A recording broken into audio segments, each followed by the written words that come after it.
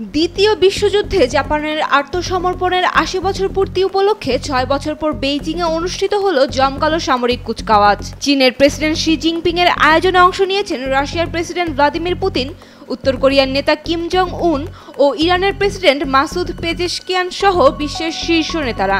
তিয়ানআনমেন স্কয়ারে অনুষ্ঠিত এ মহড়ায় প্রদর্শিত হয় চীনের সর্বাধুনিক সামরিক প্রযুক্তি। বসুন্ধরা টিস্যু অশুদ্ধতার বিরুদ্ধে এক বিন্দুও ছাড় নয়। নতুন ডংফেন 5C আন্তঃমহাদেশীয় পারমাণবিক ballistic missile, hypersonic glide vehicle, stealth drone, JL-3 submarine থেকে নিক্ষেপযোগ্য ক্ষেপণাস্ত্র সহ ভয়ঙ্কর সব অস্ত্রসজ্জার নজর কাড়ে। বিশেষভাবে আলোচনায় আসে ডংফেং 61 ক্ষেপণাস্ত্র, যা চলমান অবস্থান থেকেও হাইপারসোনিক অস্ত্র নিক্ষেপ করতে সক্ষম। এ আয়োজন ঘিরে বেইজিং ছিল উৎসব মুখর। প্রায় 50,000 মানুষের উপস্থিতিতে শি জিনপিং কালো হংচি গাড়িতে দাঁড়িয়ে সেনাদের অভিবাদন জানান।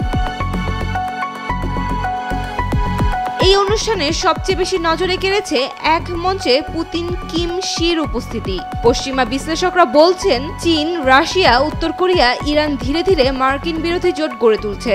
যুক্তরাষ্ট্রের প্রেসিডেন্ট ডোনাল্ড ট্রাম্প অবশ্য এ নিয়ে উদ্বিগ্ন নন। ট্রাম্প বলেছেন, চীন ও রাশিয়ার নেতৃত্বাধীন একটি মার্কিন বিরোধী জোট তৈরি হওয়া নিয়ে আমি একেবারেই শঙ্কিত নই।